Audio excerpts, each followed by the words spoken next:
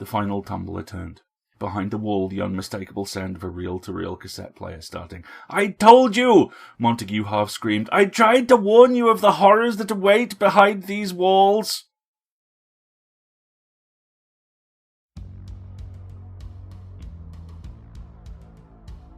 PseudoPod, episode 622, November 16th, 2018. This week's story, Plein Air, by J.T. Glover. Hello everyone, welcome to PseudoPod, the weekly horror podcast. I'm Alistair, your host, and this week's story was originally published in Nightscript Volume 2. That's an anthology series edited by C.M. Muller that focuses on subtle and darksome literary horror. Stephen Jones would subsequently pick it up for reprint in his best new horror anthology series for Volume 28. We have a little background on the story for you from JT, which we'll save for the outro. In the meantime, your reader is the fantastic Heather N. Thomas. So, without further ado, let's go make some art.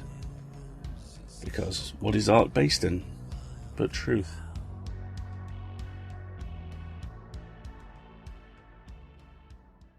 Plein Air by J.T. Glover. Narrated by Heather Thomas. A gust of wind boiled off the James without warning, flattening cattails and clumps of spike rush as it swirled around the inlet where I was painting. And, of course, it caught my canvas. The morning's work rushed away from me, like a sailboat before a storm, taking my field easel with it. Just as I was sucking in breath to howl with frustration, it shuddered to a stop in mid-air. Two pale hands held it fast, reaching around from the back. "Whoa," said a woman with frizzy brown hair as she looked around one side at me. "I expected a lot of things today, but not an easel attack. Damn, Thanks. That wind came out of nowhere." "Been there," she said, smiling. The woman walked toward me and set the easel back in place. I was instantly delighted and wary when I saw her umbrella, pochade box, and other painting supplies. On closer inspection, I noted that her gear was highly customized and showing the kind of wear that came with long use. "I'm Sharon," she said, sticking out one hand. "Delia," I replied, appreciating her firm grip as we shook. "The wind comes up suddenly here." "Yeah? This is my first time. Usually I paint in the country, Goochland or Louisa, out that way." "Nice," she said, nodding. "I've been out there a few times, but I'm mostly a city girl. I probably paint right here more than any place else. Something about the way the light falls. And this stretch of Cherokee Road doesn't get much traffic." "Huh. Didn't mean to poach." "No worries.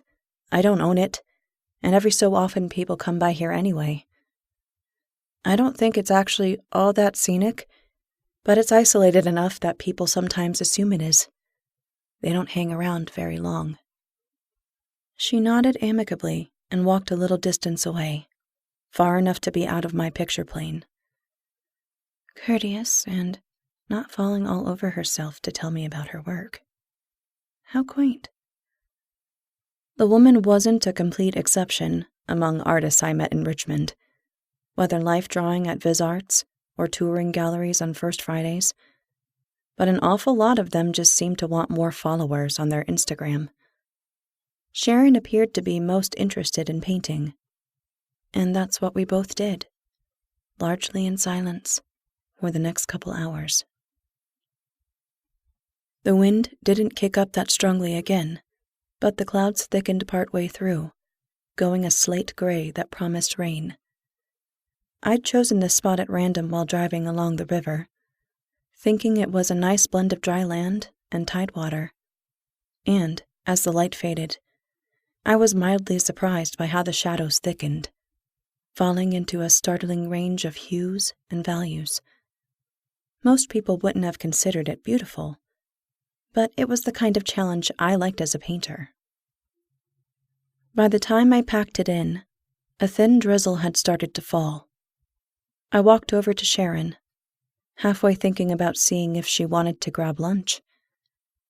She'd popped her umbrella, though, and even if it was there to diffuse sunlight, it didn't do a horrible job of keeping off the rain. And she was still at it.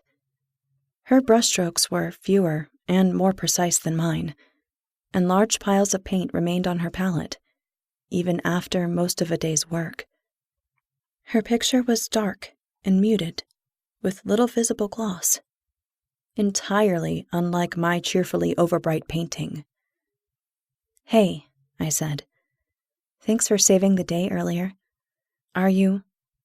"I think I'm still going to go a little longer." "Okay. Don't get caught if it storms." "All right. Maybe see you again." I said the same and walked off toward the embankment that led up to the road, slogging through brush and the band of trees, mostly elms and redbuds, that started where the ground angled up. When I had everything stowed in the Jeep, I looked back toward the river. She was still working, carefully and deliberately. From this distance, her painting stood out like a wedge of night in the rain. That week, I stayed late at the office, trying to finish a new client's website, and painting had to take a back seat. By Thursday, I'd overdosed on screen time, and I saw style sheets every time I closed my eyes. When I hung up my coat and dropped the keys in the bowl by my front door, I knew just where I was headed for the night. My apartment was in a subdivided house in the Fan, an old brick building that sat on a corner of Grove Avenue. It was close enough to the bustle of Robinson Street that I could meet friends at Starbucks or a bar 5 minutes from my door. But my block sat in one of those oases of quiet you sometimes get in Richmond. I'd lived there since I got my first design job after VCU, and so far I hadn't wanted a house badly enough to move, or found anyone comfortable enough to bring home for good. So I stayed where I was. Shabbily ornate window frames and chipped bricks had been elegant enough to see me into my 30s, and the tiny parlor that the landlord had apologetically offered as a living room served nicely as a studio. Visitors occasionally commented on the odor of linseed oil, but I never noticed it anymore. So the smell in the studio that evening took me aback. It was a little bit oil, a little bit miscellaneous art junk, and something like standing water, undisturbed for long enough to grow algae. My aging tortoiseshell cat, Rollo, had died during the winter, and I hadn't been able to bring myself to replace him yet. But he wouldn't have stood for this. I smiled sadly, imagining him squeezing behind boxes and jumping from shelf to shelf, trying to find the source of the stink. I circled the room until I stood in front of the canvas I'd started the previous weekend. Even under color-balanced lights, the thing wasn't right. I'd always been drawn to the fauves and pop, and the garish proclamations of poster art. But somehow, my painting no longer looked so vibrant to me. What the actual fuck? You aren't supposed to paint like a web designer. You have a style, and that's it. Right in front of you. No matter what I told myself, though, something felt off about it. I loved landscape paintings, however uncool some of my college teachers had said they were, but subtle palettes weren't my thing. Never had been. So, why does this one feel weird to you? It's not like all the rest of your paintings went bad. Looking around my studio was unexpectedly distracting. It was as if I were peering through a pane of dirty ice. The bright, saturated colors that I loved were a mess. The self-portrait I'd been lazily hacking away at for a few weeks looked dead as a monochrome underpainting, despite the wild impasto and glass granules I'd worked into it. Not bad, just not for me. Not right now. It was the strangest sensation, like looking at pictures from childhood, at a part of myself walled off by time. "You need a change of pace," I said aloud. "And it's summer, so why not?" That felt right, and the thought of sun and fresh air was a tonic after the long week. I wandered back toward the kitchen, thinking vaguely about making stir-fry. I paused at the bookcase in the hall, looking at spines and gravitating almost unconsciously to a book of Charles Birchfield's Winter Landscapes. I pulled it out, glad I'd held this pale, slender volume back from the thrift shop box the other day. My appetite vanished as I studied gray skies and empty houses.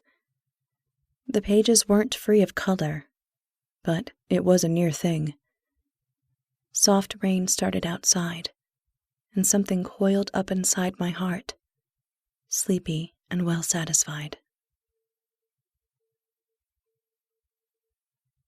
The weather stayed shitty for a while, but on a Sunday late in June, I finally got my act together, hopping in the Jeep and tooling around town from Short Pump to Manchester, and back again.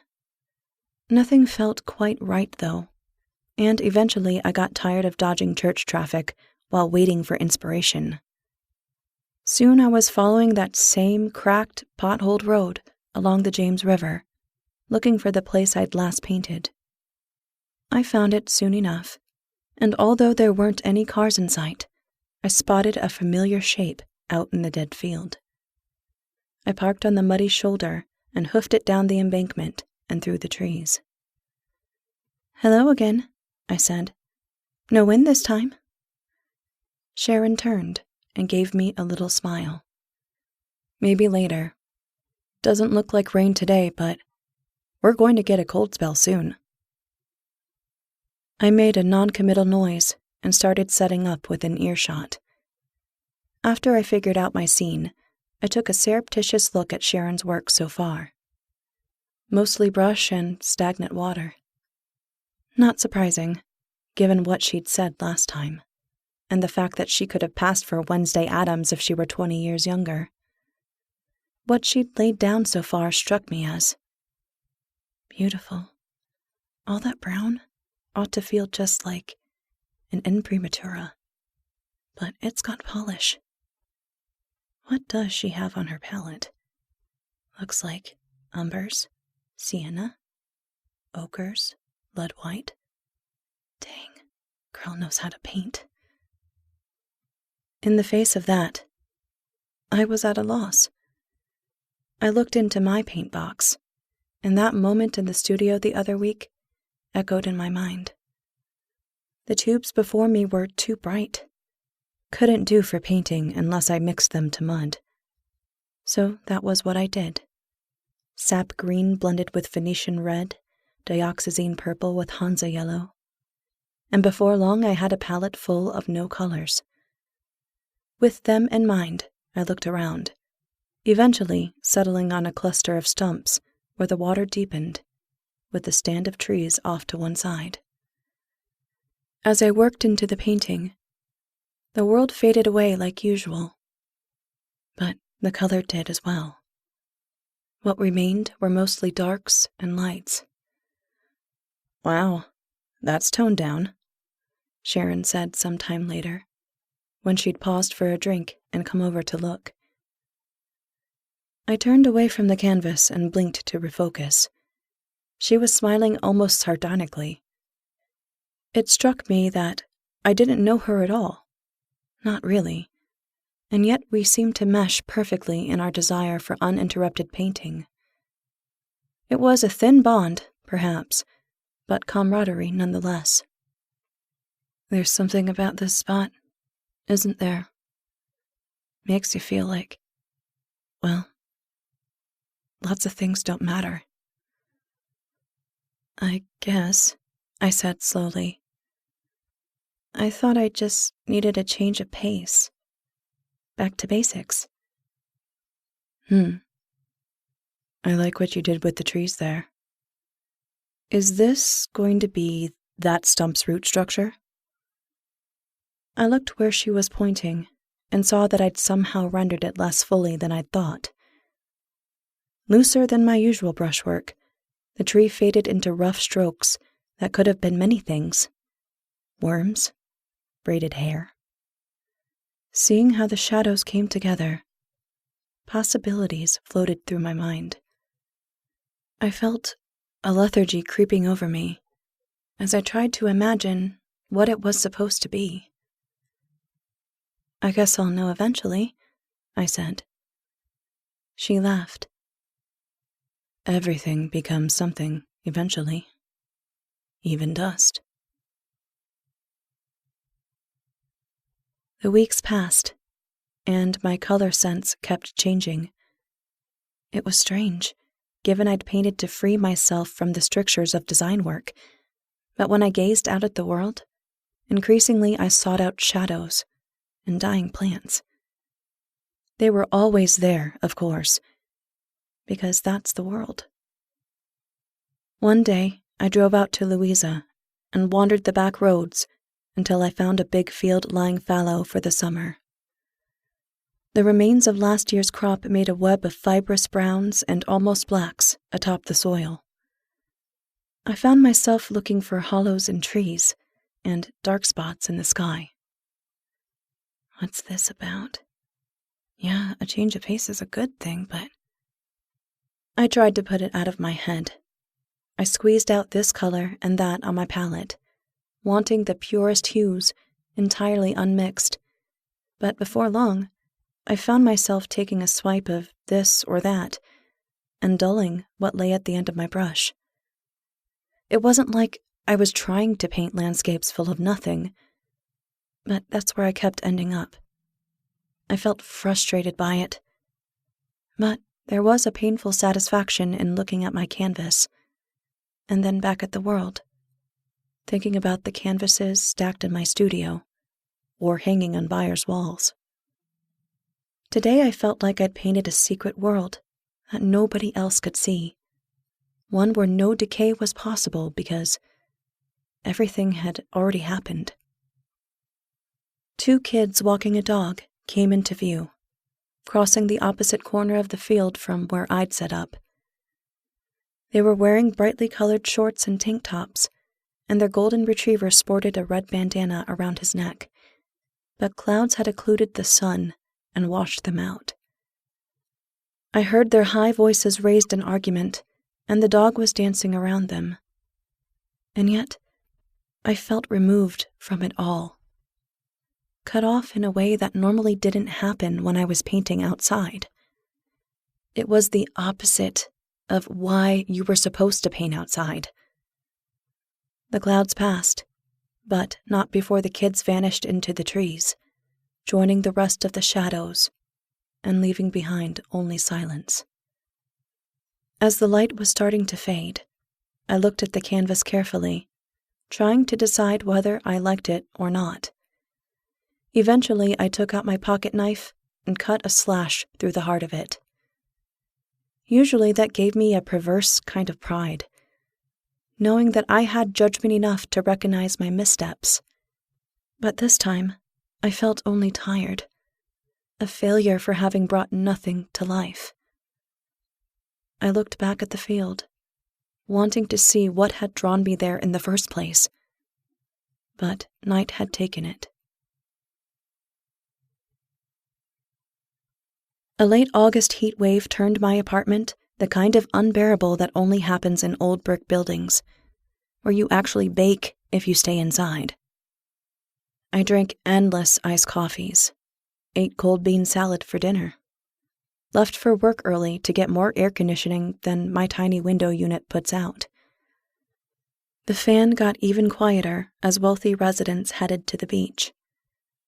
Painting was on hold with everything else, aside from one disastrous attempt to fix an old piece I'd kept lying around. One day I decided to take a sketchbook over to the VMFA, wondering why I hadn't done it sooner. A few blocks walk later, I was entering the vast, cool lobby, passing the greeter and guard, and picking up one of their collapsible sketching stools at the coat check.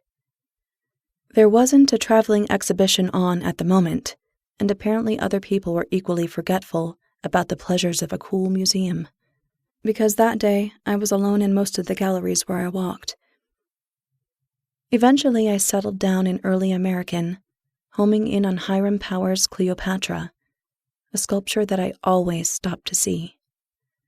The glowing white marble stood out against the deep red walls, and I felt some of my heat days lift as I gazed at her cool bosom and shoulders. Pencil flew over paper, and minutes turned into hours. After a time, I stopped and really looked at what I'd drawn. The Egyptian queen's face had taken on the structure of Sharon's. My sometime painting companion looked out at me with dead eyes and half-rotting skin, and that felt right. It feels right. Jesus Christ, what is wrong with me? I thought of the spot down by the river, how quiet it could get. When I stood there, the world seemed not to matter. Nothing mattered in that place. I looked back at Cleo, but she was pensive and silent. Her world had ended long ago, and even if her lips had moved, I could never have understood what she said. No more sense in her words than the whistling of the wind. A week passed. Summer dwindled into the false autumn that sometimes comes to Virginia early in September, cooling the ground before the heat comes roaring back like a dragon in October. One day I got some time and walked out into an afternoon glowing with a peachy golden light. There was only one place I wanted to go, of course.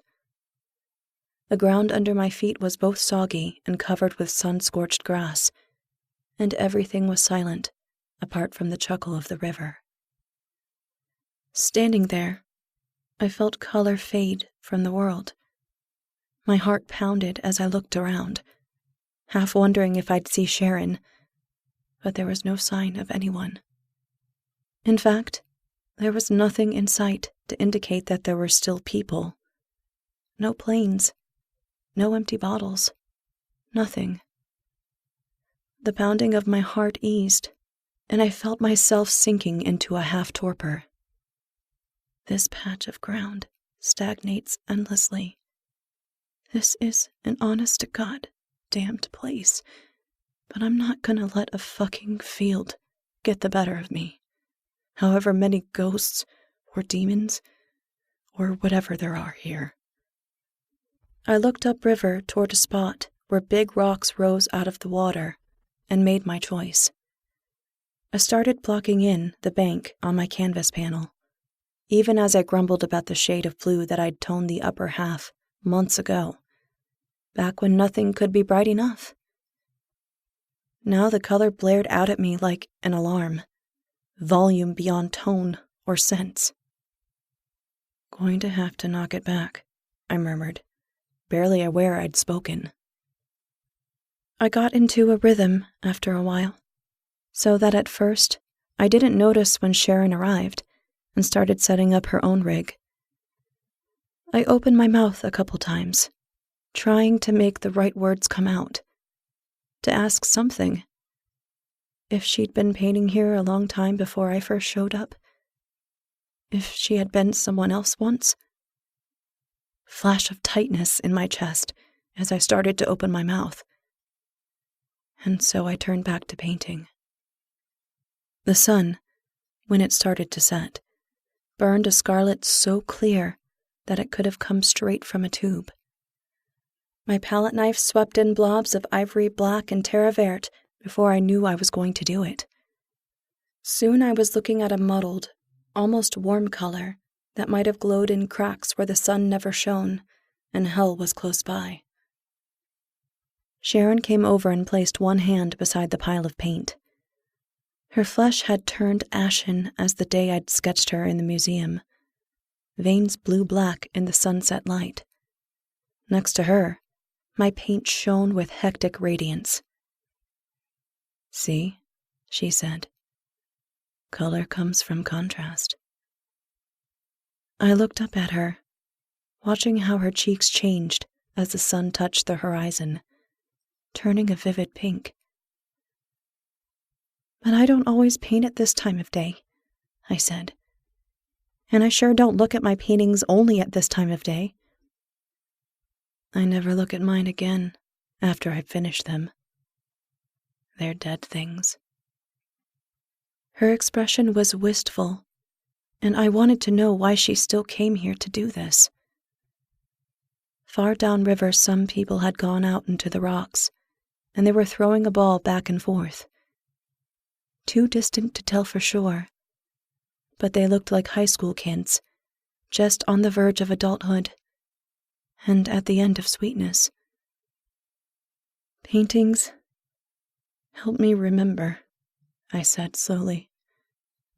They tell me who I am, what I saw. When I look at them, especially the newest ones, I know that I'm still alive. Sharon turned to face me, and her eyes were black like dusty basalt. She removed her hand from the palette and looked at her own setup, then back at me. The sun was bleeding the last of its light for the day, and her face had gone flat and entirely unreadable. She walked away then, towards the trees between us and the road, and soon she was gone. I didn't know what to do about her easel and paints, so they stayed when I left. That was the last time that I saw her. As time has passed, my vision has weakened, and if the colors don't come clear like they used to, that's okay. My paintings are as bright as I can make them, with nothing to dull their riotous, vibrant cries of life. In my mind's eye, clear and cold, I see her hand, and I feel the call of that place, where life drains out of the world.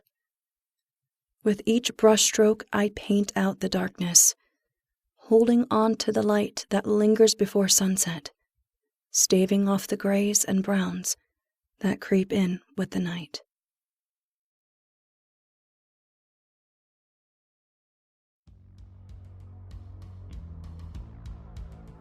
Here's what JT had to say about this piece. A colleague in the English department at VCU, where I work as a librarian, gave it to the students in her Gothic seminar to read. I sent them the following notes, which you're welcome to excerpt from as you wish. Writing and reading heavily, as well as being a librarian by profession, I found several years ago that I needed a pastime that was not about words. I have a long-time interest in the arts, and so I decided to try my hand at painting. As often happens, I rushed in headlong, taking classes and working late into the night. The more I painted, though, the less I was writing, and eventually I had to step back from the easel for a while. I still enjoy painting, occasionally, but it's produced an unexpected side effect. Some authors frequently use writers as protagonists, and now I have a similar tendency with artists, though I try to cycle through different media, with a sculptor in one story, a photographer in another. This one came along just after I'd been working on a landscape, as well as finally reading all of M.R. James' ghost stories, so I expect both of those things influence the story. I like to think my art-inflected work fits into a lineage that includes the Red Tree, Pickman's Model, the Mezzotint, the Picture of Dorian Gray, and so on. These stories are a pleasure to write in any case, and I'm always pleased when they make their way into print. I've talked before here about psychogeography and its close cousin, psychometry. Here's a couple of interesting definitions of psychogeography. The study of the precise laws and specific effects of the geographical environment, consciously organized or not, on the emotions and behavior of individuals. It has also been defined as a total dissolution of boundaries between art and life. Another definition is a whole toy box full of playful, inventive strategies for exploring cities, just about anything that takes pedestrians off their predictable paths and jolts them into a new awareness of the urban landscape. That second one, total dissolution of boundaries between art and life. That's this story. The slow, creeping unease of the place which is impossible to look away from is something I've known more than once. There's always a sense, especially in a country that fetishizes its history like the UK, of just missing someone. A room still settling from being emptied, a cup of tea slowly cooling.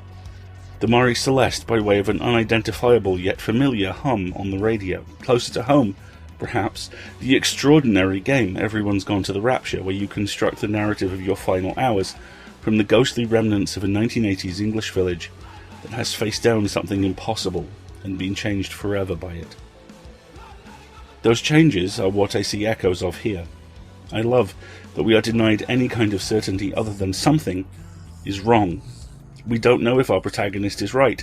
We don't know if this is all inside their head. We also don't know whether or not there are multiple supernatural forces at work here. Is his companion the bait on an angler fish? Another victim? A muse? Something else? All of it's on the table precisely because the table itself is so conspicuously unoccupied. Horror defined not by the sight of seeing something approach, but the certainty that something is already here and we cannot see it. A cup of tea lies cooling. The room is still settling from being emptied. Something is watching. Bind it. Bind it in art. Understand it. Control it. And if necessary, run from it. Excellent work. We rely on you to pay our authors and cover our server costs, and from a financial point of view, there are two ways you can do this. The first is to go to pseudopod.org and click on Feed the Pod. That will present you with two options. Donate is as much as you would like. Subscribe starts from as little as $5 a month and gains you access to our premium content bucket, which all 4 shows regularly drop new material into. The second is through Patreon, which does the same thing, $5, premium content bucket, but also gives you some fun extra levels. For $10 you gain access to another couple of things. For $20 you gain access to some real behind the scenes stuff. There's some really fun things over on the Patreon, and also a free to the public newsfeed for all things EA related, and a not free to the public stream of convention reports and blog posts. So if you can support us financially, please do, and thank you, and go check those out. If you can't, there's still stuff you can do. Blog about us.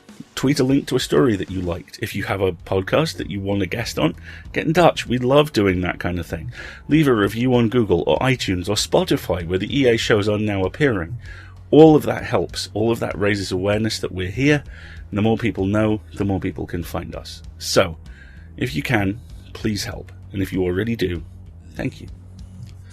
We'll be back next week with Greener Pastures by Michael Wehunt. Then, as now, we will be a production of Escape Artists Incorporated and released under a Creative Commons Attribution, Non-Commercial, No Derivatives license. And I leave you with who else? The undisputed godfather of British terrifying rural ghost stories, Mr. M.R. James.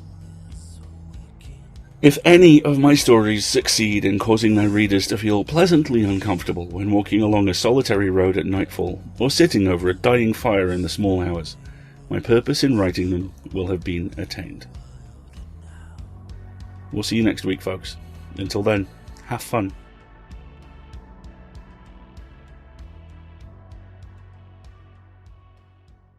It's a pseudopod. It's a big foot. It's all about podcasts these days.